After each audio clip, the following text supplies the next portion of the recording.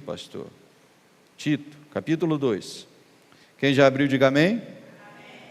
Agora o pastor também já abriu, Tito. Tu, porém, fala o que convém à sã doutrina.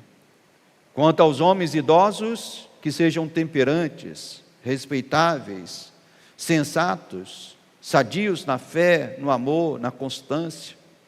Quanto às mulheres idosas, semelhantemente, que sejam sérias em seu proceder, não caluniadoras, não escravizadas a muito vinho, sejam mestras do bem, a fim de instruírem as jovens recém-casadas a amarem ao marido e a seus filhos, a serem sensatas, honestas, boas donas de casa, bondosas, sujeitas ao marido, para que a palavra de Deus não seja difamada. Quanto aos moços, de igual modo, exorta-os para que em todas as coisas sejam criteriosos.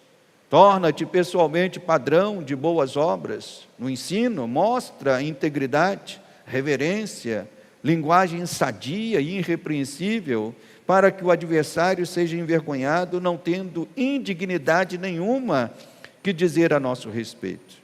Quanto aos servos, que sejam em tudo obedientes ao Senhor, dando-lhe motivo de satisfação, não sejam respondões, não furtem, pelo contrário, deem prova de toda a fidelidade, a fim de ornarem em todas as coisas, o que, meus irmãos?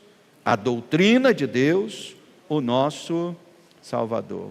Vamos, antes de orar pela palavra, de pé, irmãos, agora vamos orar, agradecendo pela palavra, pedindo que o Senhor fale ao nosso coração. Amado Deus e amado Pai, também te damos graças, Senhor, por esta oportunidade de abrir a Tua palavra e nela meditarmos mais uma vez. Senhor, que sejamos confrontados, que sejamos até mesmo incomodados, para que através da Tua palavra possamos sair daqui nesta noite, decididos a viver uma vida cada vez mais para a Tua glória e louvor, Pai.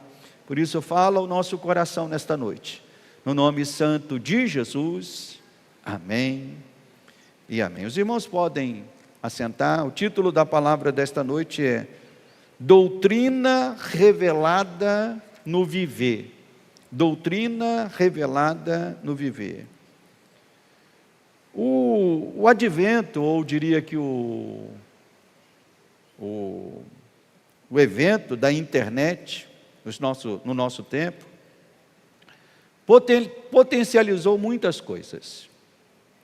E potencializou, eu diria que em muito, uma afeição antiga da humanidade pelos debates, pelas fofocas, pelos assuntos da hora. Hoje, quando se fala de rede social, as coisas que mais bombam são os assuntos da hora. Famosos se separam e já se espera que em 1 minuto, um deles possa fazer um vídeo para dar a sua versão da separação. E, obviamente, que esses vídeos se tornam virais rapidamente.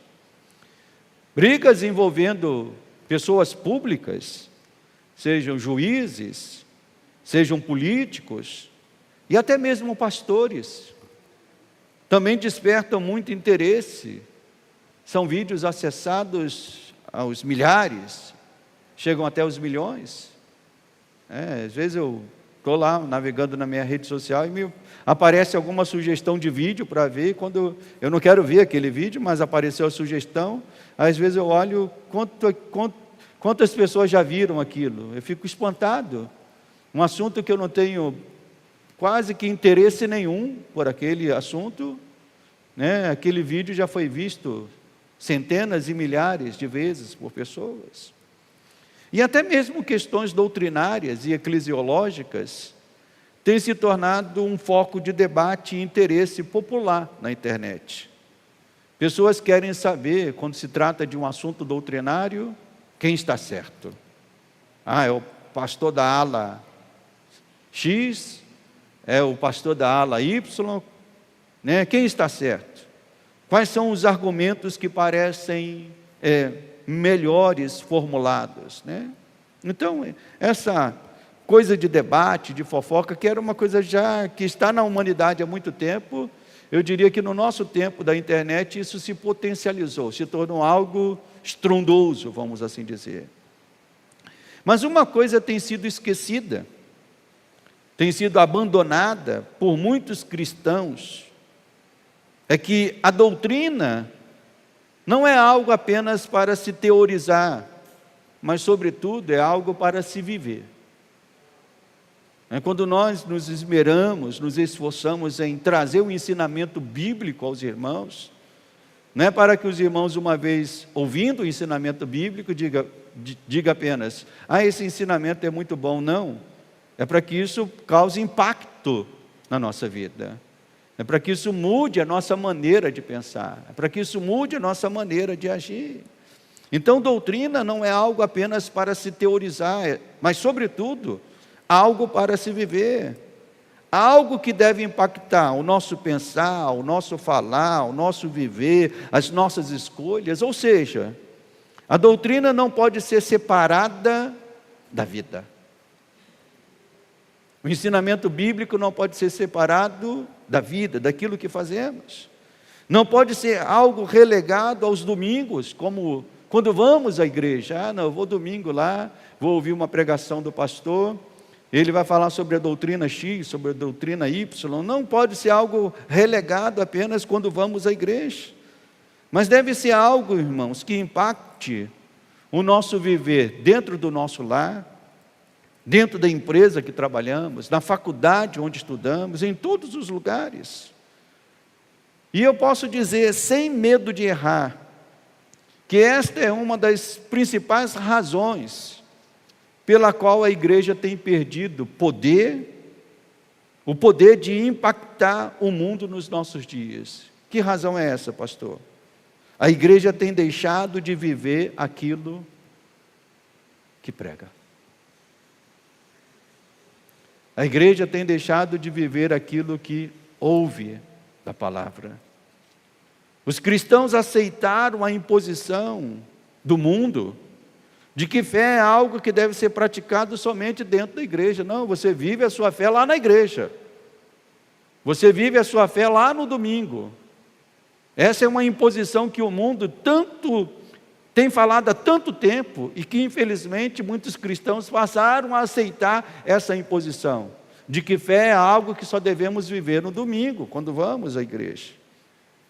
No entanto, o ensino das Escrituras não deixa dúvida, irmãos, que fé é algo que envolve todo o nosso viver, que doutrina não pode ser algo apenas teorético, mas é algo prático. A doutrina começa na teoria, mas não pode parar na teoria, ela tem que ser algo que adentra o prático, o viver. E é isto que o apóstolo Paulo mostra nessa carta que escreve a Tito. O apóstolo Paulo, como um amante dos estudos acadêmicos, Paulo foi certamente um homem muito letrado, foi um estudioso, foi um mestre, um profundo conhecedor da palavra. Paulo, como um amante dos estudos acadêmicos, Paulo foi aluno de um dos mestres mais celebrados que haviam na época, mestre Gamaliel. Paulo assentou, aprendeu com este homem. Então Paulo mostra a importância do conhecimento. Então, dentro do contexto aqui do texto que lemos, Paulo está mostrando isso. Então vamos ver como que Paulo se importava com o conhecimento. Logo na abertura da carta, ele diz assim, como que ele se apresenta? Paulo, servo de Deus, verso 1 do capítulo 1. Paulo, servo e apóstolo de Jesus Cristo, para promover a fé que é dos eleitos de Deus. E promover o que, meus irmãos? O pleno conhecimento da verdade segundo a piedade. Paulo também orienta os bispos, Paulo orienta que Tito, ao levantar bispos para colocar nas igrejas, que esses bispos fossem levantados para ensinar e exortar. Está lá no capítulo 1, versos 7 e 9. Paulo diz assim: porque é indispensável que o bispo seja irrepreensível, como despenseiro de Deus, não arrogante, não irascivo, não dado ao vinho, não violento, nem cobiçoso de torpe ganância. E lá no verso 9, apegado à palavra fiel, que segundo a doutrina, de modo que tenha poder tanto para exortar pelo reto ensino, como para convencer os que o contradizem. E Paulo rejeita enfaticamente que este ensino que ele está dizendo que vai promover como apóstolo, esse ensino que ele pede que os bispos, ao serem colocados à frente da igreja, que esse ensino que os bispos promovam, Paulo rejeita enfaticamente que este ensino deve ser algo apenas teorético, porque Paulo mostra que se não tiver uma relação com a vida que nós vivemos, esse ensino é vão. Isso está aqui logo expressado no capítulo 1, verso 16, Paulo falando de alguns homens que estavam negando a fé. Qual foi o argumento que Paulo usou para descrever esses homens que estavam negando a fé? No verso 16, no tocante a Deus, professam conhecê-lo, entretanto, o negam através de quê, meus irmãos? Negam através por suas obras, e é por isso que são abomináveis, desobedientes e reprovados para toda boa obra. Então nós estamos aqui vendo, antes de adentrar o texto que vamos pregar nesta noite, nós estamos vendo o contexto. O Paulo valorizava o ensino, Paulo queria que os bispos ensinassem a doutrina, Paulo critica aqueles que professam conhecer a Deus e que negam esse conhecimento através das obras erradas que fazem. Então Paulo está mostrando claramente que doutrina, ensino bíblico tem que estar vinculado à vida. Então, pelo que vemos, podemos afirmar que Paulo era um entusiasta do estudo teológico, do estudo doutrinário, do conhecimento da palavra, pois ele sabia que, ao adquirir o conhecimento verdadeiro de Deus, o homem é levado a uma verdadeira piedade. Quanto mais você conhece a Deus, mais piedoso você tem que se tornar. Não há como conhecer a Deus se esse conhecimento não mexer na nossa vida ao ponto de nos levar à piedade, à humildade, ao verdadeiro amor. E a igreja, a história da igreja cristã, ao longo dos séculos, compreendeu isso muito bem. Quem já estudou a história da igreja, sabe que a igreja teve um período maravilhoso de homens excepcionais, homens de profundo conhecimento e de ao mesmo tempo, profunda piedade. Eram homens que sabiam demais das coisas de Deus, e quanto mais sabiam das coisas de Deus, mais eram homens piedosos, amantes do Senhor, verdadeiros homens de Deus. Então a igreja ao longo dos séculos compreendeu isso, pois através do conhecimento e piedade dos pais da igreja, é que a igreja conseguiu suportar nos primeiros séculos. A igreja conseguiu suportar e avançar diante dos muitos ventos de heresias que sopraram. Quem estudou a história da igreja sabe. Se levantaram tantos ventos de heresias que queriam dizer que Jesus não era Deus, heresias que queriam dizer que o Espírito Santo não existia, heresias que queriam dizer que o Velho Testamento deveria ser abolido, e a Bíblia que nós teríamos hoje seria só o Novo Testamento, diversas heresias. Então, para suportar esse tempo, esses ventos de heresias, Deus levantou homens estudiosos, amantes da palavra, e ao mesmo tempo homens piedosos. Então foi essa junção que fez a igreja prosseguir.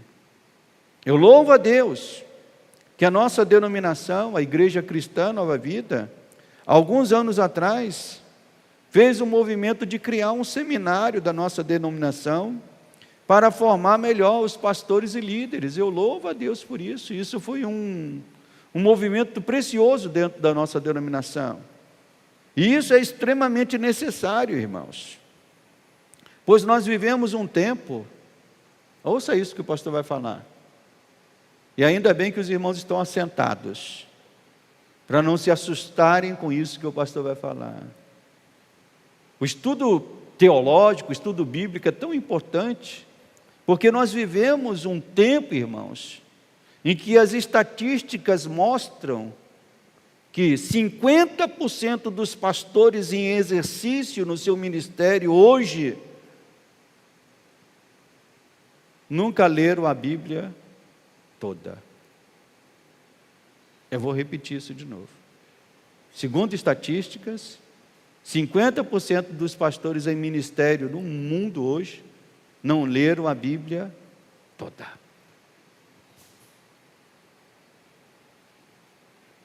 Se os pastores são assim, eu creio que algo semelhante, ou até pior, se aplica aos membros. Se a gente fosse fazer uma estatística englobando todos os cristãos espalhados no mundo, a pergunta é: qual seria o percentual daqueles que já leram a Bíblia toda? Eu não sei.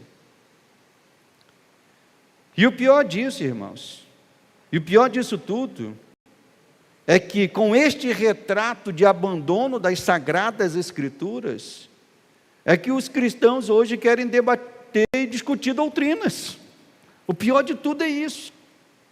Sem conhecimento da palavra, sem apego da palavra, sem leitura da palavra, sem uma frequência correta nos estudos bíblicos da igreja. Hoje nós vemos as pessoas querendo debater, discutir.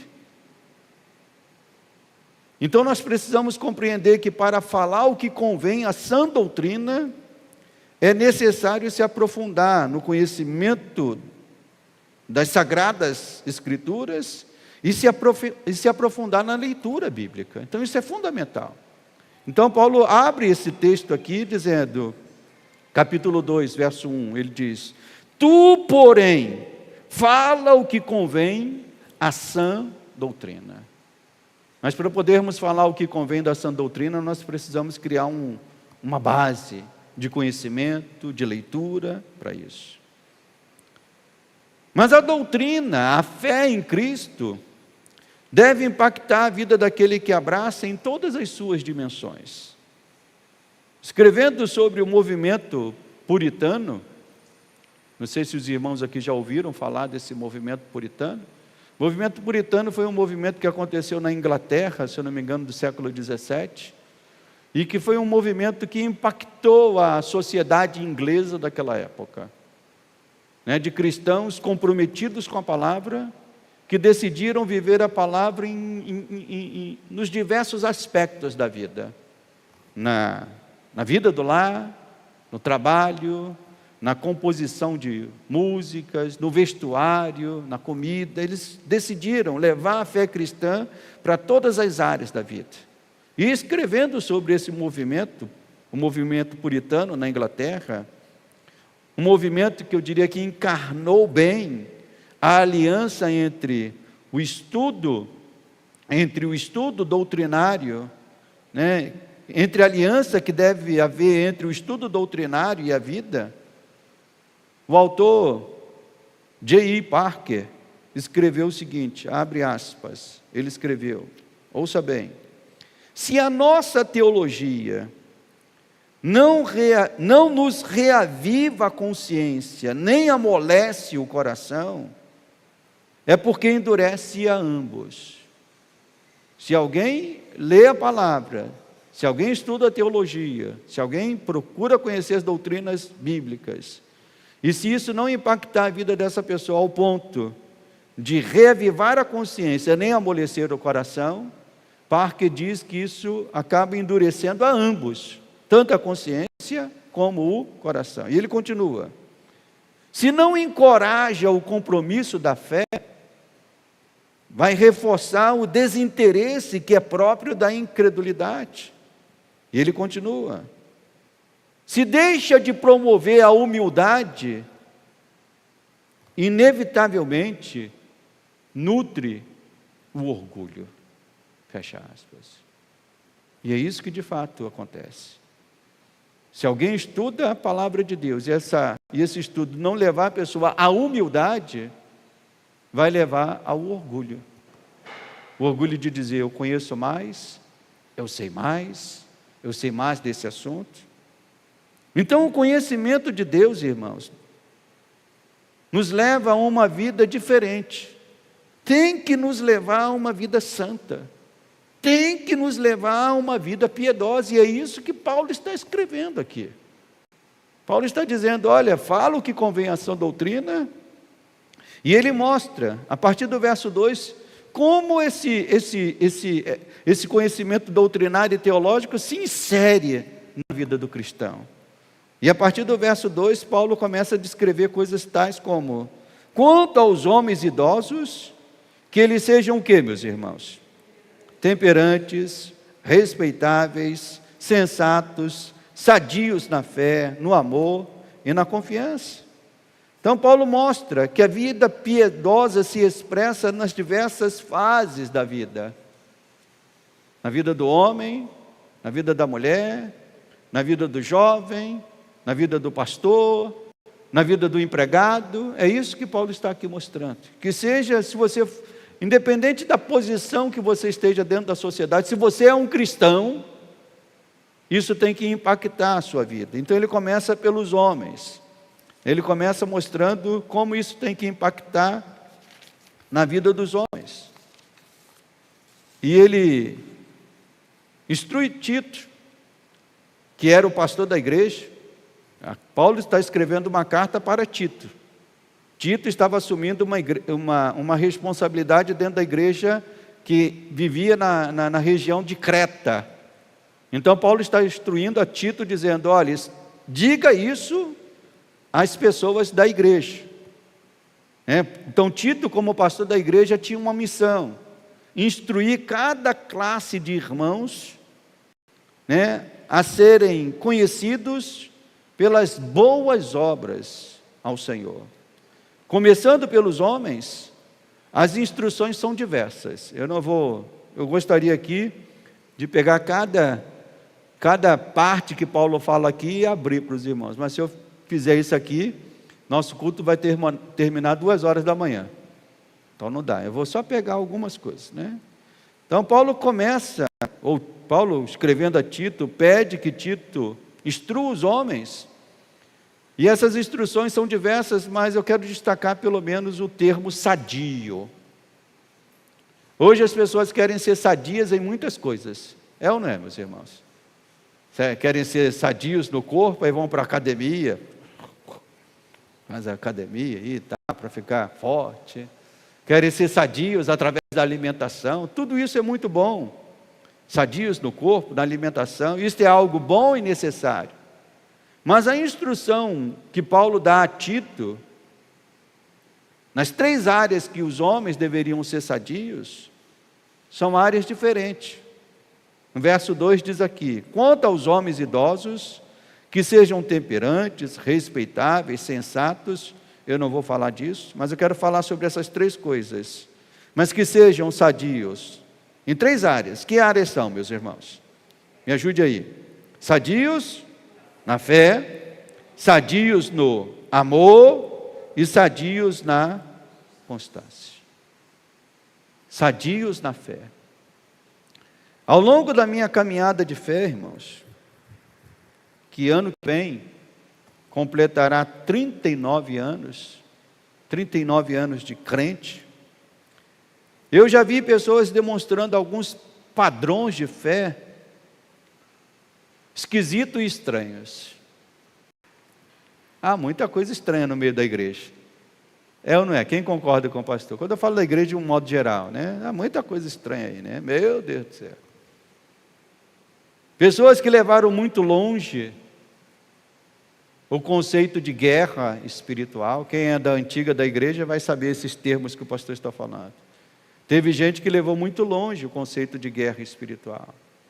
Eu já ouvi uma história de pessoas que na época da chamada guerra espiritual, esse assunto que estava fervendo no meio da igreja, alugou um helicóptero, encheu um vaso de óleo e disse que ungiu o Rio de Janeiro para o Rio de Janeiro ser uma cidade transformada. E fez isso, porque levou longe demais esse conceito de guerra espiritual. Já vi pessoas acreditarem que um cair sob o poder de Deus os faria mais espirituais do que outros. E houve também esse movimento muito forte nas igrejas, de pessoas que queriam essa experiência. Quem é da antiga também vai se lembrar disso. Pessoas que quiseram levar, eu diria que essa esquisitice ainda, de vez em quando aparece até os dias de hoje. Pessoas que querem levar o Velho Testamento ao pé da letra e resgatar de novo a observância da lei. Pegam lá o Velho Testamento, e tal como ele foi dado historicamente, querem pegar hoje e aplicar. Isso também é uma esquisitice da fé. Dentro do contexto aqui que Paulo escreveu esta carta, a cidade de Creta era a quarta maior ilha do Mediterrâneo, e na época de Paulo, na época em que a carta foi escrita, imagine que a igreja estava começando ali em Creta. Era uma igreja nova, de novos convertidos, de pessoas que estavam chegando para a igreja. E a cidade de Creta era conhecida pelo seu baixo nível moral, pelo seu descompromisso com as coisas mais elevadas da vida. E nós vemos que em qualquer época, meus irmãos, em qualquer lugar, essas coisas acontecem à nossa volta. Nós vivemos numa cidade também complicada, cidade, vamos assim dizer, a metrópole, no sentido de metrópole, Rio de Janeiro, uma cidade esquisita, de muitas coisas erradas à nossa volta. Mas em qualquer época ou em qualquer lugar, ouça isso que o pastor vai falar, somente homens com uma fé sadia é que poderão ser instrumentos de Deus de transformação. E é por isso que Paulo está dizendo, exorta os homens que tenham uma fé sadia. Uma fé, não basta ter uma fé, se essa fé for uma fé confusa, se essa fé for uma fé esquisita, se essa fé for uma fé desconectada da palavra, não basta. E tem muitas pessoas que querem ter esse tipo de fé. Eu tenho fé, mas o que Paulo está dizendo não é simplesmente uma fé. Paulo está dizendo uma fé o quê, meus irmãos? Uma fé o quê, igreja? Uma fé o quê, igreja? Uma fé sadia. Além de sadios na fé, Paulo apela a Tito para que instrua os homens a serem também sadios no amor. Jesus falou que o amor seria uma credencial que nos faria sermos conhecidos como seus discípulos. Você quer ser conhecido como discípulo de Cristo? Quem quer ser conhecido como discípulo de Cristo? Jesus falou que nós seríamos conhecidos como discípulos dele através do amor. Mas eu pergunto à igreja nesta noite, será que temos demonstrado esta credencial àqueles que estão à nossa volta? Será que temos demonstrado essa credencial do amor dentro da nossa família? Dentro de, no contexto de pessoas que estão à nossa volta? Então de nada adianta saber de doutrinas bíblicas, tais como monergismo, sinergismo, doutrinas da graça, primeira, segunda, terceira bênção, se não amarmos de verdade nossos irmãos e nosso próximo. Ontem eu fui dar um abraço no meu pai, pelos 82 anos que ele completou. A casa do meu pai é uma casa maravilhosa. É uma casa aberta para qualquer pessoa que quer chegar lá. Pessoas que andam na rua, bate lá. Minha mãe já tem... Minha mãe para conversar com qualquer pessoa, né? Então tem gente que vai pedir descartável, vai pedir alguma coisa, aí ela dá o descartável, dá água, dá comida, dá café, enfim. Então, E ontem eu fui lá dar um abraço no meu pai pelos 82 anos, fiquei muito encantado, porque uma vizinha da minha mãe, chamada Dona Diva, o nome dela, irmã Diva, uma mulher de oração, uma mulher que já sofreu tantas coisas na vida, ela foi até a casa da minha mãe justamente ontem, né?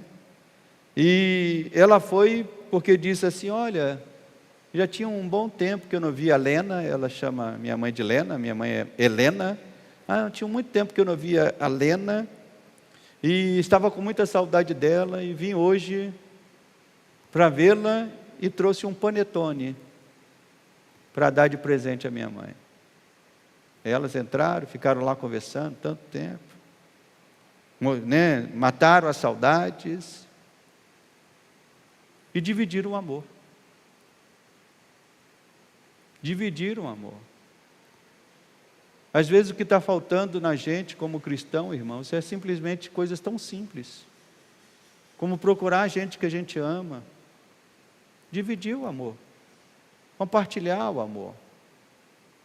Uma vez eu ouvi de um mestre meu, um professor, falando, que você sabe qual é a coisa que quanto mais você reparte, mais ela cresce?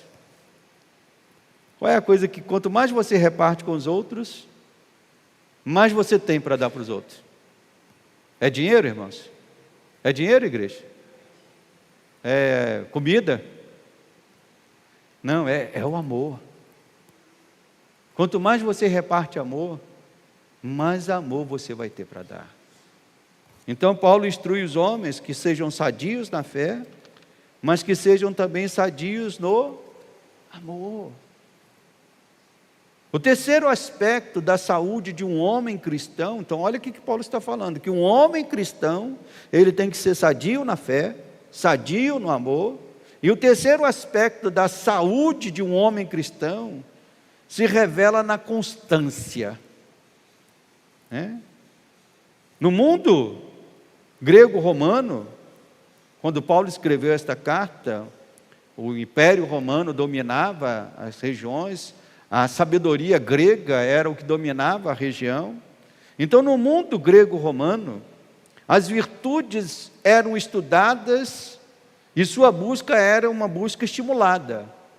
Os gregos e os romanos valorizavam o estudo das virtudes e estimulavam que essas virtudes deveriam ser buscadas para você ser um cidadão pleno da polis, como eles falavam, um cidadão pleno da polis, você deveria ser um homem virtuoso. A constância, especialmente em buscar o bem, em buscar o certo, em buscar o verdadeiro, era um dever de todo cidadão romano e grego. E na comunidade da fé, meus irmãos, eu diria que esse desejo de constância não pode ser um desejo menosprezado. É na comunidade da fé que esse desejo tem que brilhar ainda mais. Aqueles homens que abraçavam a fé em Cristo deveriam viver à luz de uma ética superior, a ética do reino de Deus. A ética mundana tem o seu valor, mas nós como cristãos somos chamados a viver à luz de uma ética superior. Que ética é essa, pastor? A ética do reino de Deus. Os cristãos a quem Paulo está mandando Tito escrever e aconselhar, deveriam ser diferentes dos seus outros concidadãos. E como que eram esses concidadãos a quem a carta foi escrita? Está aqui, no verso 12 e 13 do capítulo 1. Veja como eram os cidadãos que estavam ali em Creta. Paulo diz, olha, no verso 12 e 13, foi mesmo dentre eles um seu profeta que disse, cretenses, sempre mentirosos, feras terríveis, ventres preguiçosos, tal testemunho é exato, portanto repreende-os severamente, para que sejam, mais uma vez Paulo usa aqui a expressão, para que sejam o que, irmãos? Sadios na fé. Agora, aqueles homens que se tornaram crentes em Creta, que estavam sendo pastoreados pelo pastor Tito, que estavam sendo supervisionados pelo apóstolo Paulo, agora eles precisavam ser conhecidos como homens que servem a Deus, homens diferentes, homens sadios na fé, sadios no amor e sadios na constância. Depois das instruções aos homens, Tito deveria também exortar as mulheres. E as instruções às mulheres também não são poucas. O pastor Tito deveria falar muitas coisas às mulheres. Nós também não vamos falar de todas elas, mas eu quero destacar aqui o que Paulo mandou Tito escrever às mulheres. Verso 3 e verso 4 diz: quanto às mulheres idosas. E quando a gente fala aqui mulheres idosas, alguém fala assim, uma irmã que esteja aqui com 20 anos, 30 anos, diga assim, isso não serve para mim. Não é isso não. Naquela época, as mulheres idosas já com 30 anos, 40 anos, já eram tidas como mulheres idosas, porque se vivia menos naquela época. A idade era uma idade menor, vamos assim dizer. Quando fala de mulheres idosas, está falando de mulheres adultas, mulheres experientes, então seja com 20, com 30, com 40, então é para todas as mulheres. Então, quanto às mulheres idosas, semelhantemente sejam sérias em seu proceder, não caluniadoras, não escravizadas a muito vinho, sejam mestras do bem, a fim de instruírem as jovens recém-casadas a amarem o marido e a seus filhos, a serem sensatas, honestas, boas donas de casa, bondosas, sujeitas ao marido, para que a palavra de Deus não seja difamada. Então, Paulo também traz aqui instruções. Nós não vamos falar de todas elas, mas eu quero destacar aqui pelo menos duas, que é muito importante nós falarmos nesta noite. Primeiro, dentro do contexto que Paulo mostra aqui, Paulo mostra que as mulheres devem servir de modelo, uma às outras, de exemplo. Hoje nós vemos um movimento que envolve as mulheres do mundo, que eu diria que de certa maneira segue o ensino bíblico na sua forma, mas não segue no seu conteúdo. Então há hoje um movimento espalhado no mundo de mulheres que querem ser exemplo para outras. E esse movimento está cada vez mais forte no mundo feminino. Mulheres que querem se apresentar como, me sigam, faço o que eu faço, estou aqui, olhe o meu exemplo. Então nós vemos esse movimento muito forte. E de certa maneira esse movimento está, na sua forma, de acordo com a Bíblia. Porque a Bíblia diz que uma mulher deve servir de modelo para outra. Mas está errado no seu conteúdo.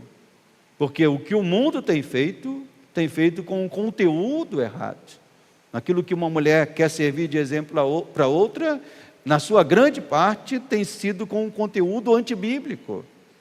Então parece que essa ideia de ser modelo, ou de ser exemplo, colou entre as mulheres que buscam inspiração para serem mulheres, e aí vai, mais poderosas, mais independentes, mais senhoras de si. No entanto, a Bíblia ensina que as mulheres cristãs devem buscar inspiração ou se tornar inspiração, especialmente naquilo que envolve o bem-estar do lar e da família. O maior exemplo que um homem tem que dar, e no caso aqui do texto bíblico que a mulher tem que dar, é um exemplo de inspiração no cuidado do lar e no cuidado da família. E parece que o trabalho do inimigo, irmãos, nas últimas décadas, nos últimos anos, tem produzido um resultado devastador na sociedade. Pois cada vez menos os jovens pensam em se casar. Estatísticas já mostram que os jovens não pensam, boa parte não pensam em casar. Boa parte retarda isso para o máximo que pode. Jovens não pensam em casar e cada vez menos, quando pensam em casar, cada vez menos pensam em ter filhos. O ideal de família se tornou algo esquecido e rejeitado. Mas para que isso seja revertido, meus irmãos, é necessário que as mulheres cristãs assumam um dever que está aqui na palavra de Deus. Um dever que está aqui, escrito. E que dever é esse, pastor? Eu diria que um dever com o presente, sendo mulheres que a Bíblia exorta que elas sejam. Então, isso no presente. E um dever com o futuro, segundo a Bíblia, instruindo as mais novas a casarem e crerem na bênção de Deus para a família. Então, as irmãs que estão aqui, que têm filhas, ensinem as suas filhas que família é uma bênção. Quem concorda com o pastor? Família é uma bênção. Casamento é uma bênção. Então, nós não podemos abrir mão desse ensino bíblico. Então, a primeira exortação que Paulo instrui a Tito a dar às mulheres é essa: que as mulheres devem servir de modelo para as outras mais novas. Não de modelo de mulheres poderosas, isso são termos que se usa lá fora, mas especialmente desses padrões aqui que a Bíblia nos ensina. Então essa é a primeira exortação. A segunda exortação que a Bíblia dá, e que eu quero destacar, entre aquelas que a Bíblia dá, é que as mulheres devem ser, como diz aqui o texto, sensatas, diz aqui no verso 5, a serem sensatas, honestas, boas donas de casa, bondosas, mas eu quero aqui separar o termo sensatas. Sabemos que é da natureza feminina a inclinação para as emoções. Sim ou não, meus irmãos? Mulher é mais emocional do que o homem, né? E isso não é de todo ruim, não. Isso não é de todo ruim. Só é ruim quando se deixa o emocional se tornar o critério maior de decisões e juízos que são feitos. Mulheres sensatas, ouça isso que o pastor vai falar. Mulheres sensatas são bênçãos para os seus maridos. Posso ouvir um amém? Mulheres sensatas são bênçãos para o seu marido. Teve uma vez que eu fui corrigir um obreiro da igreja lá da onde eu vim. Ele estava fazendo alguma coisa lá que precisava ser chamado a atenção naquilo, uma observação que eu fiz. E quando eu chamei ele no meu gabinete para ter uma conversa com ele, orientar ele em alguma coisa que ele precisava mudar ali, em alguma coisa que ele estava fazendo, eu gostei muito quando ele me disse o seguinte: pastor, isso que o pastor está falando, a minha esposa já falou tudo para mim. Como eu gostei disso. E eu falei, essa é uma mulher sensata. É uma mulher que está observando o marido. É uma mulher que quer o crescimento do marido. Então, mulheres sensatas são bênçãos na vida dos seus maridos. Mulheres sensatas são bênçãos para as suas igrejas. Quando se envolvem com a igreja e cobram de seus maridos um maior envolvimento também com a casa de Deus. Eu me lembro de uma irmã, uma irmã de sangue minha, não a Janete, mas uma outra irmã. Eu me lembro que ela se converteu e o marido não era crente. E o marido demorou a se converter. E ela orava todo dia para o marido se converter. Aí quando o marido se converteu de verdade.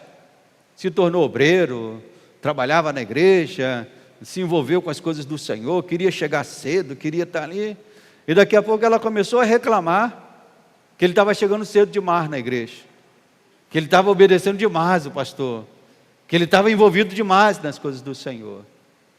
E eu me lembro que Denise e eu chegamos para ela e falou: para de reclamar, porque antes você cobrava que ele não era crente, e agora ele é crente de verdade.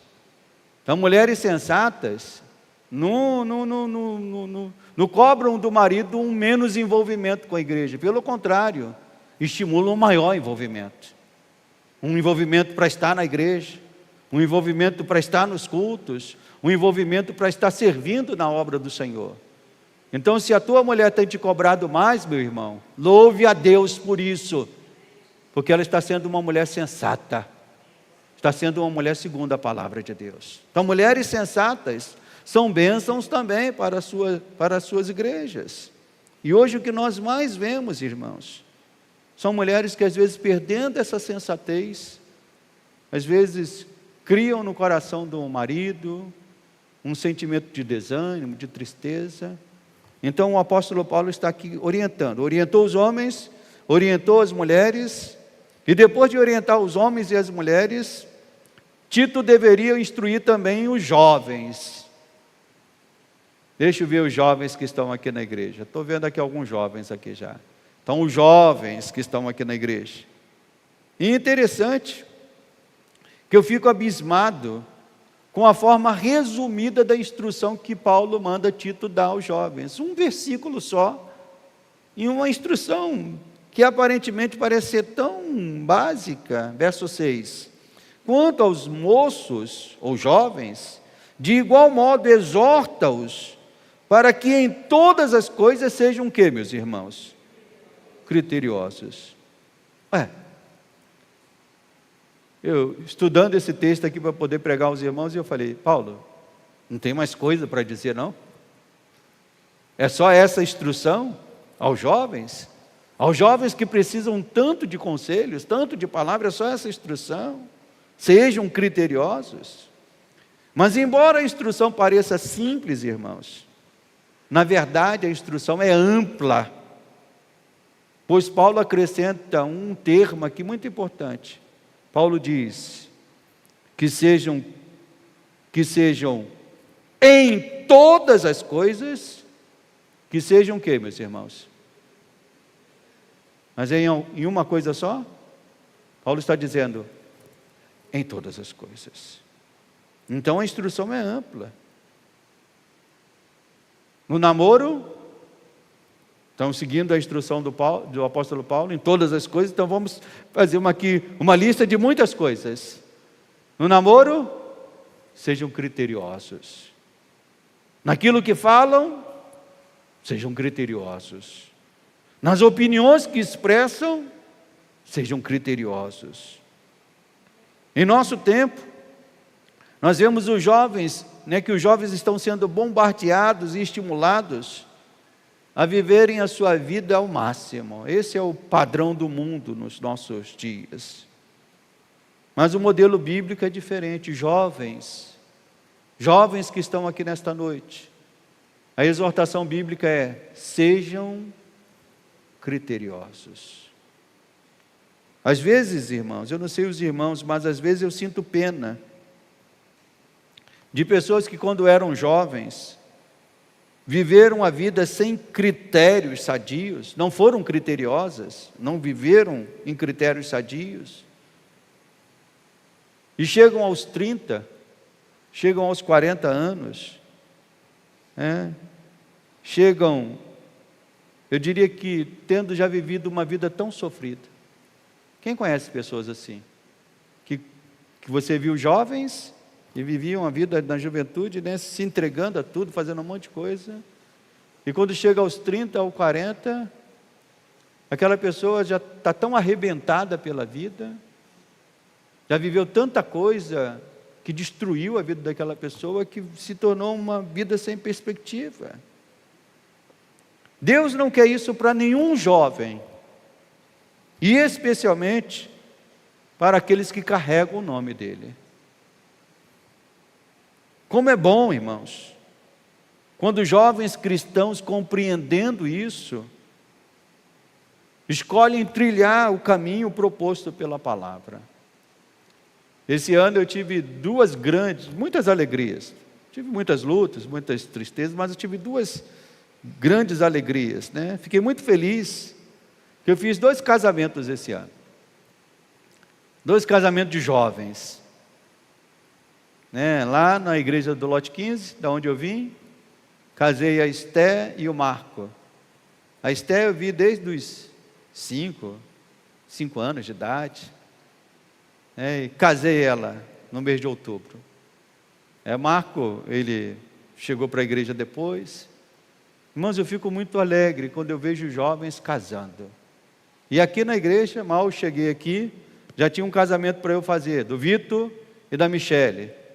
E fiquei muito contente também quando eu vi a certidão de casamento, a certidão de casamento mesmo, e vi lá a idade dos dois, 20 e pouquinhos anos.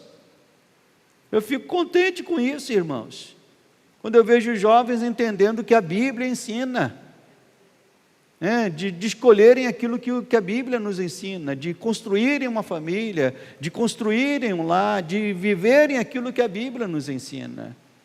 Mas hoje nós vemos jovens acreditando mais naquilo que o mundo diz do que aquilo que a palavra de Deus nos ensina. Então meu coração se renova quando eu vejo essas coisas acontecendo. Então, jovens, o conselho é básico, mas é amplo. Em todas as coisas, sejam criteriosos. E Paulo vai seguindo as instruções, ao próprio Tito, no verso 7, verso 8, torna-te padrão de boas obras. No ensino, mostra integridade, reverência, linguagem sadia, irrepreensível, para que o adversário seja envergonhado, não tendo indignidade nenhuma que dizer a nosso respeito. Então Paulo está dizendo a Tito para instruir os outros, mas chega nesse momento Paulo fala, mas você também, Tito, não pode ficar de fora. O líder deve ser o primeiro a praticar as boas obras. Sua vida deve ser marcada pela integridade em tudo aquilo que ele faz. Depois Paulo fala sobre os empregados, os servos, enfim. Então toda essa instrução que o texto nos traz, está mostrando que conhecimento bíblico deve adentrar o que? Na nossa vida. Homens, mulheres, jovens, líderes, profissionais. Mas alguém pode perguntar, pastor, tudo isto que o senhor falou pode ser encontrado num bom curso de ética filosófica. O que difere uma ética filosófica de uma ética cristã? Aristóteles falou de coragem, Aristóteles falou das virtudes. Então o que difere as virtudes cristãs ou a ética cristã de uma ética filosófica? À primeira vista, irmãos, elas parecem iguais, mas eu diria que diferem em alguns aspectos. Primeiro, no aspecto da natureza humana. Enquanto o mundo, ou a filosofia que domina o mundo, acredita que o homem é bom e é capaz de conseguir por seu próprio esforço ser bom, justo e equilibrado, esse é o ensino que o mundo há séculos prega e ensina, de que o homem se esforçando, ele vai ser bom, que se esforçando, ele vai ser justo, que se esforçando, ele vai mudar o mundo. Esse é um ensino que está lá fora, da ética que domina o mundo.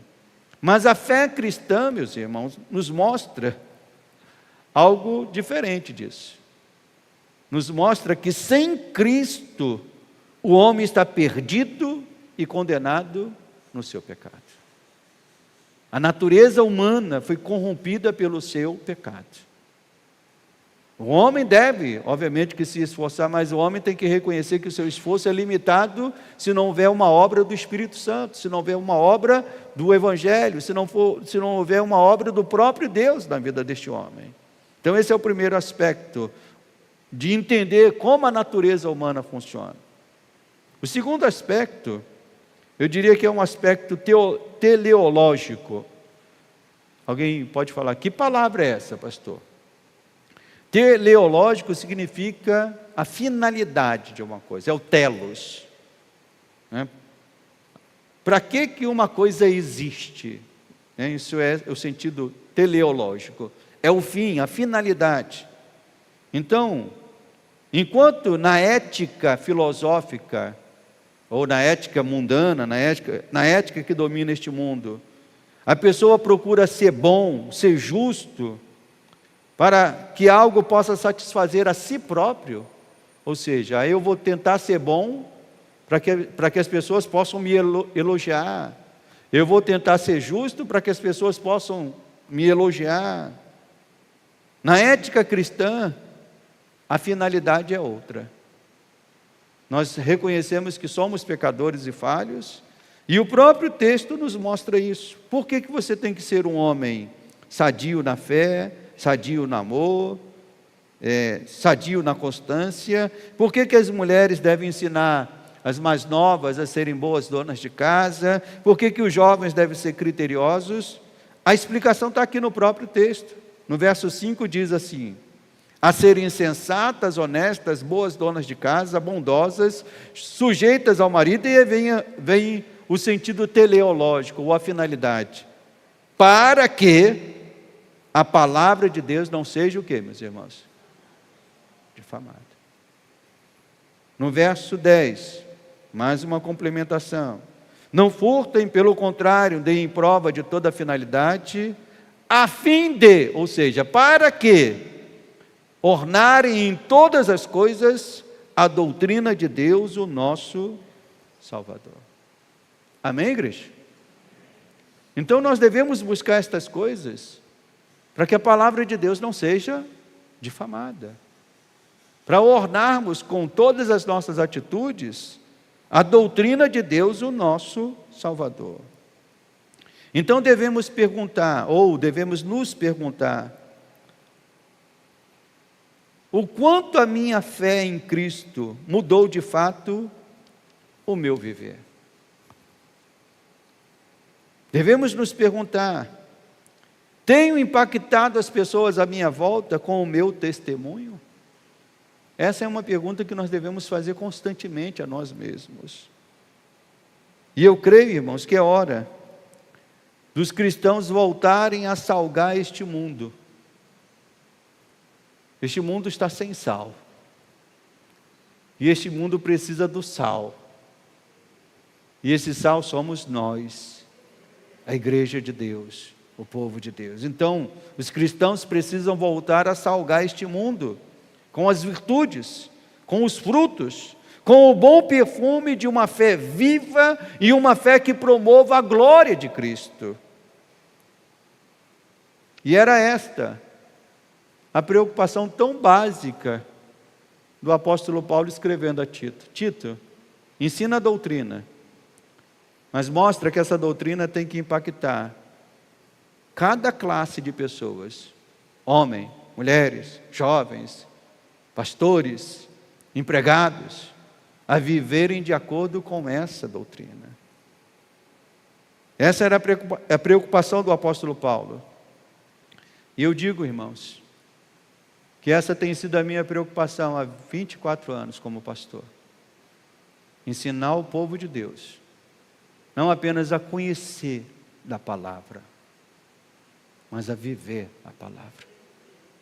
A sermos homens de Deus, mulheres de Deus, jovens de Deus, líderes de Deus, empregados, vivendo nesse mundo para a glória de Deus. Os irmãos entendem isso? Nós vamos viver isso? Amém? Então vamos nos colocar de pé. E vamos pedir que a graça de Deus nos capacite a viver essa palavra, a colocar em prática essa palavra, para a glória do Senhor. Amém, igreja? Feche os teus olhos e comece a pedir a Deus isso, dizendo: Senhor, eu entendi a palavra. Se você entendeu a palavra, eu creio que a sua oração vai ser uma oração dizendo: Senhor, eu quero viver isso que eu ouvi nesta noite. Eu quero praticar essa palavra. Não quero apenas ter o conhecimento do santo, mas eu quero conhecer e viver de acordo com a tua palavra, Pai. Ó Deus, é muito claro, ó Deus, que a tua palavra nos mostra que não basta ter um conhecimento teórico, mas um conhecimento que não impacte, não mude o nosso viver, o nosso pensar, o nosso falar, o nosso agir. Por isso a minha oração, Senhor, como pastor que foi colocado aqui para pastorear o teu povo aqui na Vila São Luís, Senhor. A minha oração, Senhor, seguindo também aquilo que Bispo Weber fez tão bem ao longo de 29 anos aqui pastoreando esta igreja, é ensinar o teu povo, Pai, não apenas a conhecer a palavra, mas viver esta palavra. Ó Deus, que essa palavra mude a forma de sermos maridos, para sermos maridos realmente que honrem o Senhor. Que essa palavra nos mude a forma de ser esposas que honrem ao Senhor. Que esta palavra mude, Senhor, o coração dos jovens que estão aqui, a serem jovens criteriosos, que honrem o Senhor. Por isso, Senhor, desperta a tua igreja nesse tempo. Num tempo, Senhor, de frieza espiritual, num tempo de carnalidade que tem envolvido tantas pessoas, e até mesmo pessoas que estão dentro da tua casa, num tempo, Senhor, de falta de compromisso com as coisas do Senhor, desperta a tua igreja, Senhor, a igreja aqui, a igreja em tantos lugares, desperta a tua igreja, Senhor, para que possamos entender que não basta conhecer a doutrina, mas que essa doutrina nos mude, nos faça homens segundo o teu coração, nos faça das irmãs mulheres sensatas, mulheres que estejam servindo de exemplo às mais jovens, que esta palavra impacte os jovens, Senhor, a serem criteriosos na sua maneira de falar, na sua maneira de se postarem na internet, na sua maneira de se relacionar com outros jovens. Sim, meu Pai, porque a vida cristã nos chama a isso. E eu te agradeço, meu Pai, porque o teu Espírito tem nos exortado, porque a tua palavra tem sido pregada. E a minha oração, Senhor, é que os teus filhos nesta noite, ó Deus, saiam daqui resolutos a viverem segundo a tua palavra, para a glória e louvor do teu nome. E aqueles que desejam isso, dê glória a Deus. Diga, Senhor, me ajuda a viver de acordo com a tua palavra. No nome santo de Jesus. Amém e amém. Amém, igreja?